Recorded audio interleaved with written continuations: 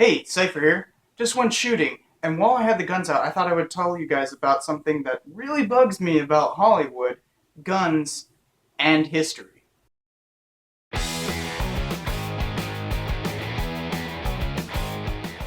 In most historical movies, they use guns because, well, that's exciting.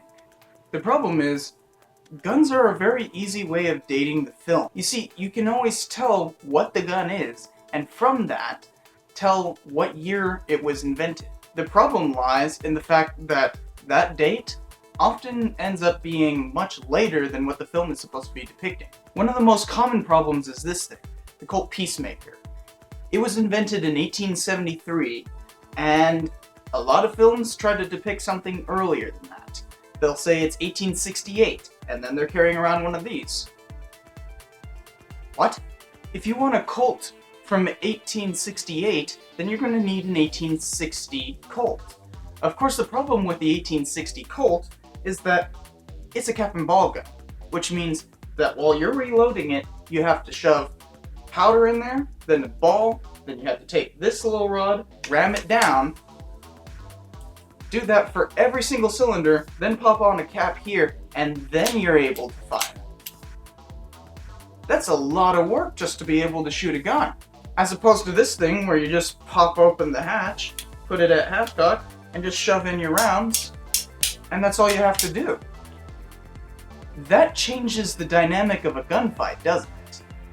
And yet we see it time and time again where a frickin' gun is used that is way past its time frame, and yet Hollywood doesn't seem to have any compunction about it. I've even seen Civil War films that use this, a Model 94 frickin' Winchester.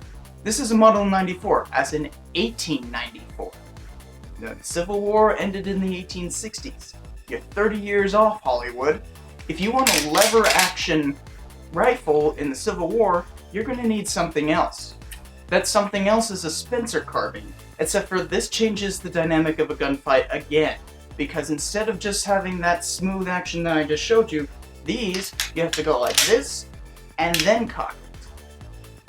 Furthermore, they're magazine fed, so you don't see anybody pulling out one of these things and carrying it around in the Civil War. Finally, there's one last thing I want to say about Hollywood getting its dates wrong with guns, and that's when it gets the time frame completely wrong and outdates guns in their era. For instance, I don't know if I've uploaded it yet, but I've already recorded an episode on The Last Samurai, and in it, they're running around with guns like this, where you have to actually pull the whole thing out, shove a round down, and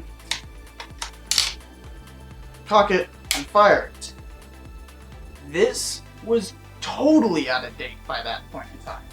Instead, they were much more likely to be using an earlier version of this, an Arisaka. The Japanese adopted the first version of the Arisaka back in 1871. The movie is taking place 7 years later. And all you have to do to reload that thing is simply done.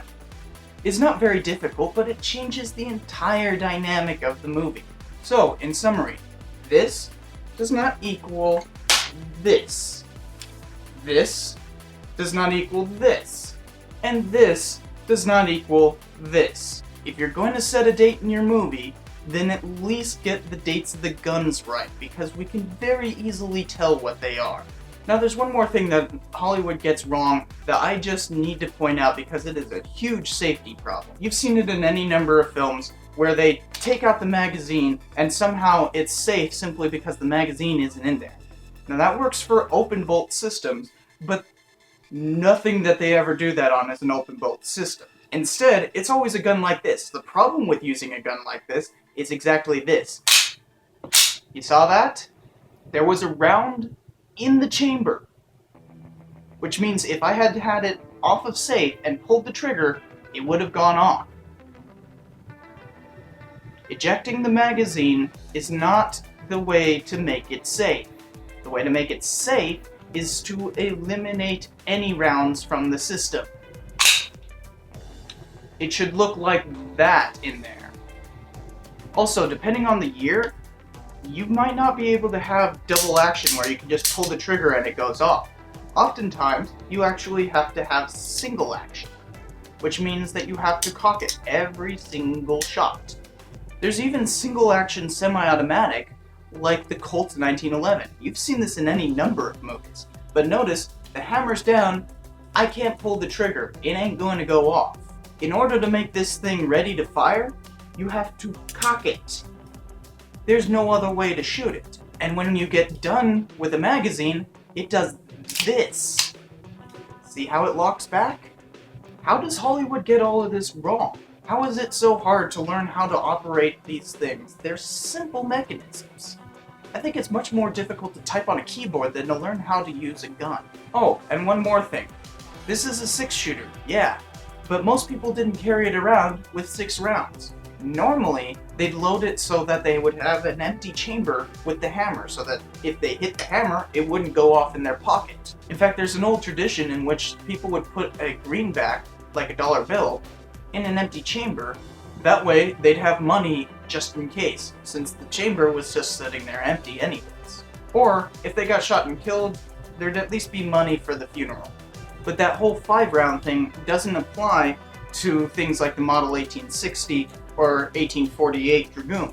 Because, as you can see on the top here, you can actually just put it halfway in between the cylinder, and it would always be safe. So the next time you see one of these problems in a movie, now you know exactly how wrong it is. Hopefully somebody in Hollywood would get this message, because it would be really nice if they could just get the dates right on the guns. It's not that difficult. Thanks for watching. Don't forget to subscribe and check out some previous episodes while you're at it. I'll see you next time. It was invented in 1873.